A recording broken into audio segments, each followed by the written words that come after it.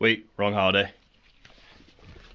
Yes, it is almost Christmas, and with my name being Professor Xmas, I figured it would only be right for me to do something a little different here for a Christmas video. We're closing in on the first calendar year of me reviewing video games on YouTube, so I figured what better way to put a bow on this year than to look back on all the games I reviewed this year and rank them. I gotta shout out RNG Gamer for inadvertently giving me the idea for this video. Typically when people rank the top games of the year, everyone's list ends up being practically the same, so I find this to be a way more interesting way to talk about games. And yeah, this is what I look like. I got zero sunlight this year, as you can tell, because ain't nobody got time to touch grass when there's so many good video games to play. I don't think I look any less pale after I took off the Michael Myers mask, that's crazy. Alright, let's get this list underway, and last place on the list at number 16 should come as no surprise to anyone who's watched my videos. It is Resident Evil 3 Remake. This was the only largely negative review I did all year. It pales in comparison to RE2 Remake, and it pales in comparison to the original RE3, which I did recently complete for the first time and will have a video up on the channel in the near future. The remake really didn't improve on anything compared to the original as far as I'm concerned. They neutered Nemesis, they bastardized Jill's character, and they had me wondering that maybe it wouldn't be so bad to be living in a cold, cruel Carlos's world. Okay. Next on the list at number 15 is Doom 64. We're already in the territory where all these games that are coming up, including this one, are ones that I enjoyed, but I just did not like Doom 64 as much as the other Doom games. Some of the shortcomings this game has I know are the result of being limited on the N64 cartridge, but that doesn't change the fact that this game just feels like a lesser version of Doom 1 and 2 to me. Some of the visuals are great, like flames surrounding certain levels and the use of color and lighting, but the Super Shotgun is such a huge downgrade from Doom 2, and I just don't care for that claustrophobic level design where oftentimes you run into one enemy after another in a straight line. The paint elemental design in this game is a work of art though, and is my favorite thing about Doom 64. At number 14 we have a recent title. That is Silent Hill F. This game is tricky. I think it has a lot going for it. The atmosphere and sound design I thought were excellent. The soundtrack is incredible as expected from Akira Yamaoka. There are some great monster designs and puzzles, but the combat was tiring for me, and that's a massive chunk of this game. I felt that the game should have had a difficulty between story and hard, which I believe they just added in a recent update, so maybe I'll like it more when I play it again, but I had no urge to play this game again after I finished it for the first time. And unfortunately, playing the game a few times is what you need to do to see the true ending of the game, which left me feeling not satisfied when I finished it, as the conflict was not resolved at the end of the first playthrough. I know some people love that about the game, but I can't change the fact that I did not feel satisfied when I finished the game.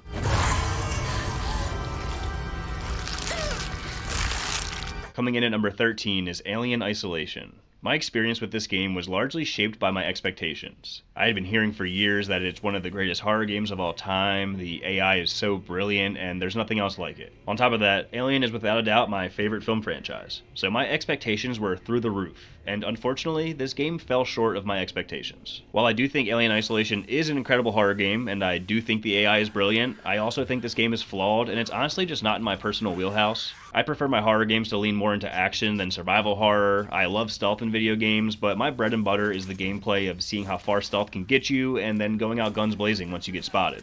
You don't really have that freedom in this game, with the Xenomorph being basically untouchable until you get the flamethrower. That is not an issue with the game, it's really just an issue with my personal taste, but I do think the game has pacing issues in conjunction with it being longer than it needs to be. A few areas in particular really had me pulling my hair out, which I did go into detail with in my full-length video, and a few moments just fell flat for me in the game. I like the game overall, and I'll be there day one if we ever see that sequel, but there's 12 games on this list that I like more.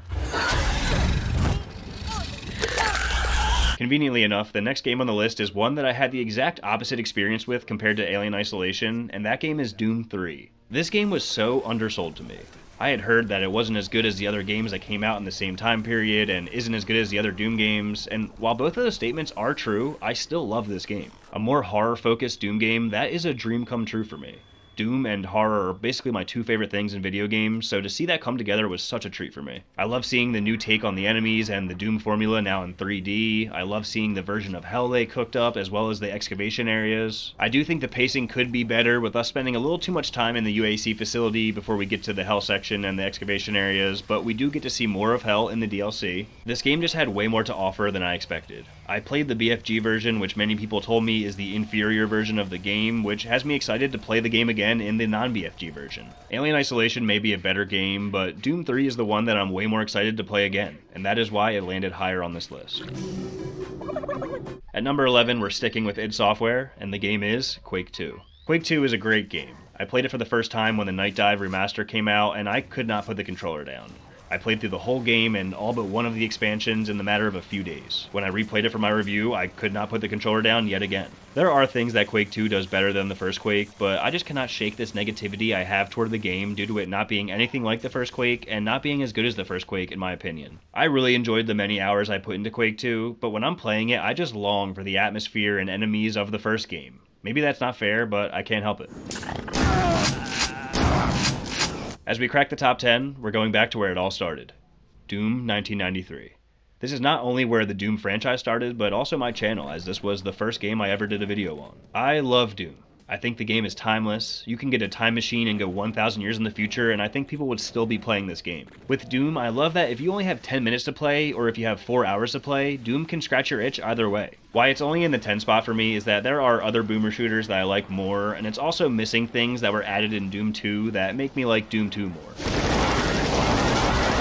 We'll see how much flack I get for putting this above the OG, but at number 9 we have Doom the Dark Ages. Doom the Dark Ages is an absolute blast to play. I give id Software so much credit for how they innovated the Doom gameplay for this game. I saw a lot of people hating on this game when it came out. What a shocker, people on Reddit are complaining, I know. This game is awesome. The gameplay loop feels fresh and exciting, the weapons are unique and so satisfying to use, there is a gun that crushes skulls into ammo. Need I say more? The new enemy designs are wonderful. Just when I thought the Revenant couldn't get any better, they turned him into the Grim Reaper, and my jaw almost hit the floor when he showed up. Another feat I previously thought was impossible was making the Doomslayer even more badass, but they somehow found a way. Now, the bosses and all of them being crammed in at the end of the game I think could have been done better. The dragon and mech sequences I really didn't care for, which drags the game down a bit for me. But I respect the developers for trying something different here, and maybe we'll see some improvements on those complaints in the DLC. Only time will tell. Coming in at number 8 is Doom 2. The things I said about the first Doom apply here as well, but Doom 2 adds my favorite enemy in the franchise in the Revenant and the legendary Super Shotgun. I've said this several times, but it blows my mind how satisfying the Super Shotgun is to use with such archaic graphics. I prefer the chaos Doom 2 provides over the original game with more enemy variety and way more enemies on screen. The level designs can be hit or miss, but I also respect them for experimenting with the level designs. Doom 2 is just more fun than the first game in my opinion, and I think the Barrels of Fun level perfectly exemplifies the franchise with how they never take themselves too seriously. Also, that level has a MIDI version of Them Bones by Alice in Chains, which is one of the greatest things I've ever heard in a video game.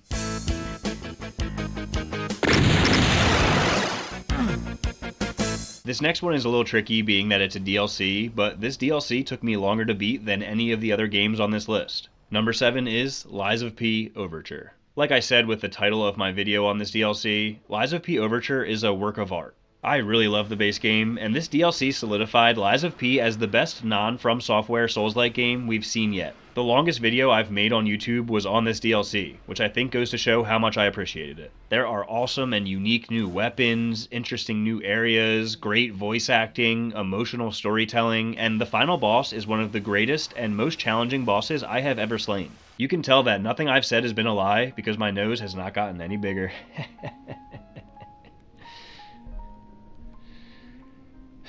As we've seen on this list, I'm a big fan of boomer shooters. Someone left a comment on one of my videos saying I need to check out this game, so I did, and I loved it. The game coming in at number 6 is Dusk. I said earlier that my two favorite things in video games are Doom and horror, so a horror-inspired boomer shooter is the most up-my-alley thing I can think of, and Dusk is just that. I grew up in New Jersey, so I've spent a lot of time in Pennsylvania, which made me love the setting for this game, but the setting also changes as you progress into something much more epic than the quaint coal mine areas of Pennsylvania. I love the horror inspiration this game takes in, which for me felt like a mix of Children of the Corn, Friday the 13th, Texas Chainsaw Massacre, Evil Dead, and my favorite horror movie franchise, A Nightmare on Elm Street. The gunplay is excellent, the game is scary, the retro graphics are top-notch, the level design is great and stays interesting throughout the whole game, the boss battles are the best I've experienced in the genre, and the music is incredible. Just like Doom, Dusk knows not to take itself too seriously, and I love that about it. The game takes inspiration from Doom, Quake, and Blood, with Blood being a game I actually have not played yet, but with the recent re-release it is high on my to-do list once I finish this Resident Evil run I'm on. If you have not played Dusk, I implore you to do so.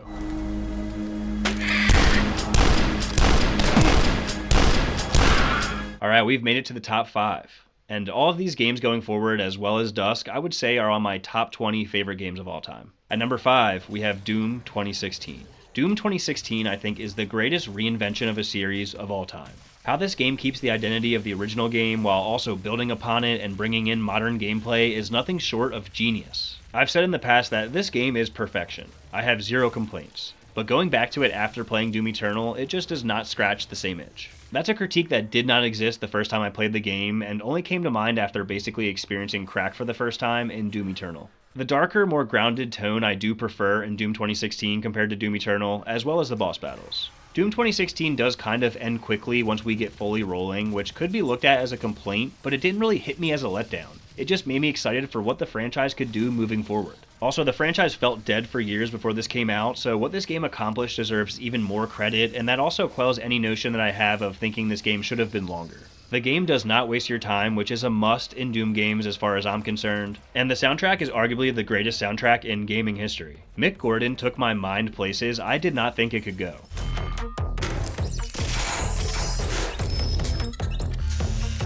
Doom 2016 is not just one of the greatest games of all time, it is an achievement in every sense of the word. Number 4 is another game that is tricky for me to rank. If you asked me a month ago, this probably would be number 2 on this list. But after playing the original, I had to knock it down a couple spots. The game is Resident Evil 2 Remake. Even with its shortcomings compared to the original, I still think it is one of, if not the greatest remake of all time. Similar to Doom 2016, the way this game keeps the identity of the original game while also bringing in modern gameplay and gorgeous visuals is pure magic. While I do think the original is better overall and has way better B scenarios, there are things that I think the remake does better, such as the utilization of my boy Mr. X. I just talked about this in my last video, so I don't want to spend too much time on it, but Resident Evil 2 Remake is a marvel, and is a must-play for any horror fan. Number 3 on the list is my favorite boomer shooter of all time, Quake.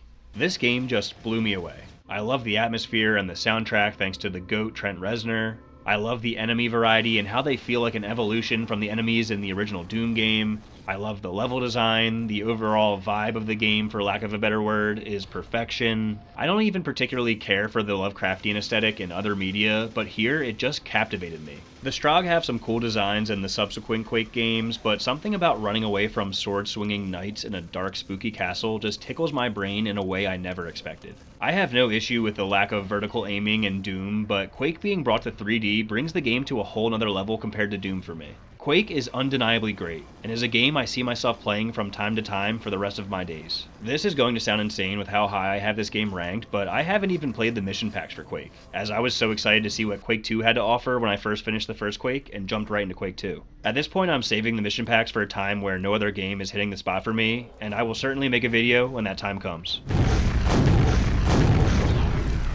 Coming in at number 2 is without a doubt one of the greatest gaming accomplishments of all time. That is the original Resident Evil 2. I put this game off for far too long for reasons I have explained in several of my videos, and I just played it for the first time here in 2025. This game holds up so well despite its outdated gameplay and graphics. It has so much to offer and exceeded my highest expectations. The fact that there are 4 different campaigns that are all different enough to not only warrant their existence but also elevate the game with each one is something that I don't think any other game has achieved. You tried Resident Evil 6, but you failed. The atmosphere, the B scenarios overall, and the portrayal of Chief Irons are the 3 things I point to when declaring this game the superior version of Resident Evil 2. My review of the original Resident Evil 3 should be out soon, but spoiler alert, I'm taking RE2 over RE3 all day.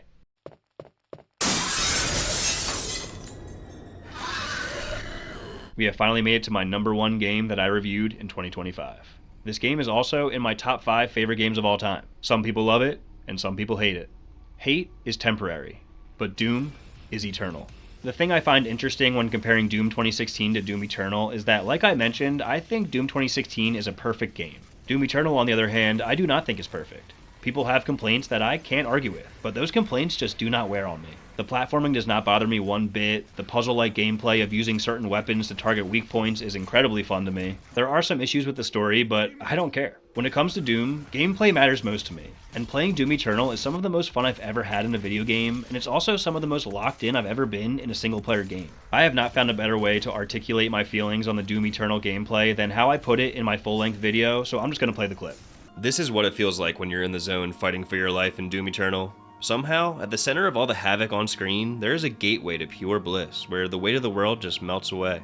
That feeling is hard to come by, and is a reason I cherish this game. That's it. It's an experience that I haven't found in another game. If I wanted riveting story, I would replay Xenoblade Chronicles. If I want to enjoy myself with mindless fun like the original Doom games shaped me to appreciate, I'm going to play Doom Eternal.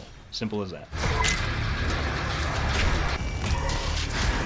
Well, there you have it. That is my ranking of all the games I reviewed in 2025. Feel free to let me know where you agree or disagree down in the comments. Also, this is my first time showing my face on camera, so it's only right for you to let me know how ugly I am down in the comments as well. This was also my first go with the green screen, so I do hope to have that more dialed in the next time I whip it out. If you want to hear my extended thoughts on any of the games we talked about today, I have a full-length review of all of them up on the channel, and consider subscribing if you want to hear my thoughts on the original Resident Evil 3 in a video coming soon, as well as plenty more videos in the future. I hope you have a Merry Christmas, a Happy Festivus, or whatever holiday you celebrate, and if you don't celebrate a holiday, hopefully you get some time off from work to play more video games. Until we meet again, Doomslayers.